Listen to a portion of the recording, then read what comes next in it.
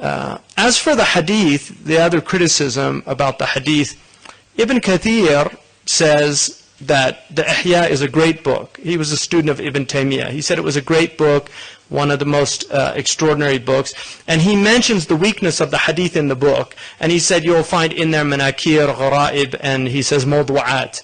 But then he says, but it's well known that this is not really a big deal in books of that ilk.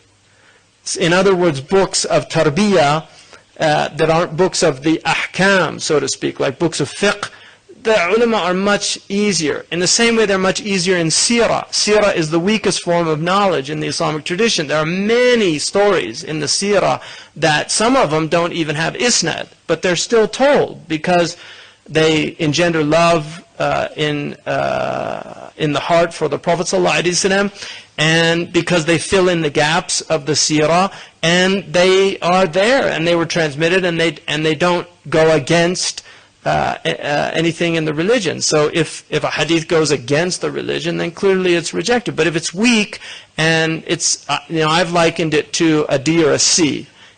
A D or a C is not thrown out. You don't throw out a D or a C paper. It passes. But it's not an A or a B, so you're not going to use it as your standard or model in a classroom. So Sahih al-Bukhari is A and A+, and Sahih Muslim A and A+, and maybe some A minuses. And then you get into the other hadiths, and you get A's and B's, and then B's and C's. And then you start getting into really weak collections. And a lot of the books of Raghaib or Fada'il, which are the books enticing people to do good deeds and actions, have weak hadiths in them. And that's part of the tradition. So that was not, in the early period, that was not a big deal to a lot of people. And I mentioned also the other day that ulama have said that they were also working with a different set of hadiths. A lot of the hadiths were destroyed. Only recently some completely unknown hadiths that were in the Musnad were discovered in Egypt that aren't even in any of the printed editions of the Musnad of Imam Ahmad. There was some hadiths from the Musannaf Abdul Razak that were discovered in Yemen about 10 years ago that weren't in the Musannaf that's printed, or the Musannafat. A lot of hadith work is still there to be done. So this idea somehow that because we don't have any specific source for it, to say that it has no basis is a dangerous thing to do. And that's what Imam al-Ghazali, the people of adab with him, usually say things like lam ajid lahu asla, I didn't find any source for this, or lam aqif alayhi, I couldn't find this. But to say la asla lahu is a very difficult thing to do, because it means you know every single hadith. And there's a famous story of Imam al-Zuhri. It's actually one of my favorite stories of the ulama, because Imam Zuhri was one of the greatest muhaddithin of his time. He's a source for many hadiths in the Sahih collection of Imam al-Bukhari and Imam Muslim. And he was in the masjid in Medina. He was Imam Malik's teacher, but he was in the masjid in Medina, and Qadi Abu Bakr ibn al-Arabi mentions this in his book Aridat al-Ahwadi, which is a sharh of Imam Tirmidhi, in the hadith from Aisha, which is in Tirmidhi, that Aisha said that the Prophet ﷺ, when he used to give the taslim, كان يسلم تسليمة واحدة, that he would go out of his prayer with only one taslima. He would just say Assalamu alaikum. And that's the Maliki madhab. And the Malikis don't just take it from that hadith, which is weak. It's a weak hadith from Aisha. But in the sharh, Qadi Abu Bakr wants to prove that it's from the Amal of Ahl al-Madinah, which to Malik is mutawatir. It's the highest form of transmission. It's as good as a hadith or a verse in the Quran to him, if all the ulama in Medina are agreed upon it. And so Zuhri sees a man give two taslimas. And so when he finishes his prayer, he says, Min ayna laka hatan taslimatan. Where did you get these two taslima from? And he says, he said, عن فلان عن فلان عن ابن مسعود أن رسول الله صلى الله عليه وسلم إذا خرج من صلاته سلم تسليمتين. So he gives him the hadith with the sanad. And as Zuhri looks at him, he says, I've never heard that hadith. And the man says to him, أحط بحديث رسول الله كله. Do you know all the hadiths of the Prophet ﷺ? He said, لا. He said, أحط بثلثي. Do you know 2/3? He said, لا. He said, أحط بنصف. Do you know half of them? He said, نعم. He said, طيب اجعله في النصف الذي لم تحط به. Okay, put it in the half that you don't know.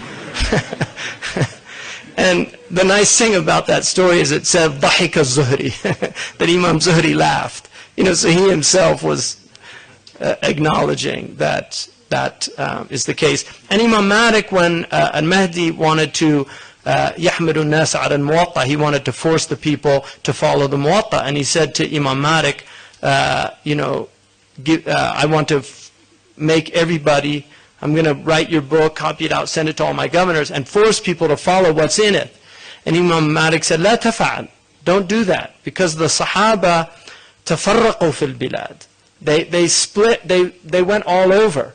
And he said, people are on what they learned from those people.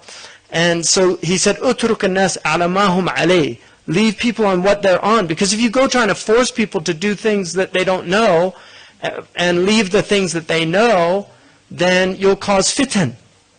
And this is one of the great wisdoms of Imam Malik. And this is something a lot of modern Muslims don't seem to understand. That because you don't know something, or that's not the way you do it, doesn't mean that's not the way it can be done. And that's one of the beauties of Islam, and the ways in which Islam preserves hearts and enables people to live together, is that we've always acknowledged ikhtilaf. And Sidi Ahmed Zarruq says that one of the most important things for a Muslim is to know the difference between khilaf and ikhtilaf, to know the difference between opposition and between difference. إذا أخالفك, I oppose you. But إذا اختلف معك, if I differ with you about something, it's a different thing. And the Prophet said, اختلاف أمتي رحمة in Al-Bayhaqi. And its meaning is sound, and many proofs for that. Irrespective of what the sanad of the hadith is, the meaning is sound. Umar ibn Abd al-Aziz said, it's a great mercy that اختلفت الصحابة من رحمة الله على هذه الأمة. اختلاف الصحابة is one of the great mercies for this ummah.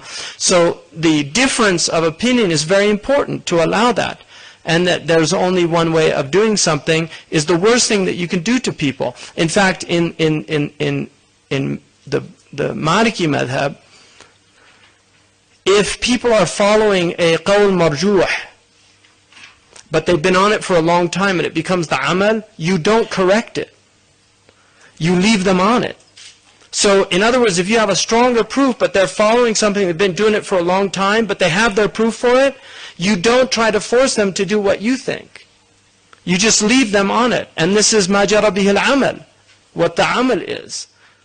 And there are many examples of that where we really have problems that are caused in our community. One of the things, people argue, for instance, about standing, getting up for people. And I don't want people to stand. I don't like it, and that's what I learned from my teachers, and that's the best thing. But in certain cultures, standing is part of their urf. If you go to certain places in Arabia, they get up for the people. If you don't get up, it's an insult. Now, there's these kind of guys that come in that are, mashallah, following the sunnah, exactly as the sunnah is. And they will be going to that majlis, and they'll purposely sit down. And then when people come in, they won't stand up. Now, Imam Ibn Abdul Barr was asked about that, and others. And one of the things that he said, the Prophet ﷺ said, لا تباغضوا ولا, sorry, Izz ibn Abdul Salam was asked about that. And he said that the Prophet ﷺ said, لا تباغضوا ولا تقاطعوا ولا تدابروا. Don't hate one another, don't cut off one another, don't turn away from one another. So unity. That is a wajib. And he said the qiyam in some places is the urf now, and even though the salaf don't do it, if you didn't do it, it would create tabaghud. It would create like animosity and enmity in hearts. People would get angry at you. So he said, it's not even far to say that it's wajib in some places to stand. This is fiqh. This is fiqh, is understanding. One of the great Maliki scholars from Baghdad, one of the Christian ministers of the Abbasids came into the majlis and he stood up and astankarahu. You know, the ulama that were in the gathering, they were upset about it. And when he left, he said, I noticed you all got upset because I stood up for this Christian minister. And they said, you know, the Prophet ﷺ, you know, taught us not to ta'zeem, and especially for Nasrani. And he said, the affairs of the Muslims is in this man's hands. And if I don't show him respect as a scholar, he's going to take that out on Muslims. Fiqh, this is understanding, tawazun. And this is what people have lost. So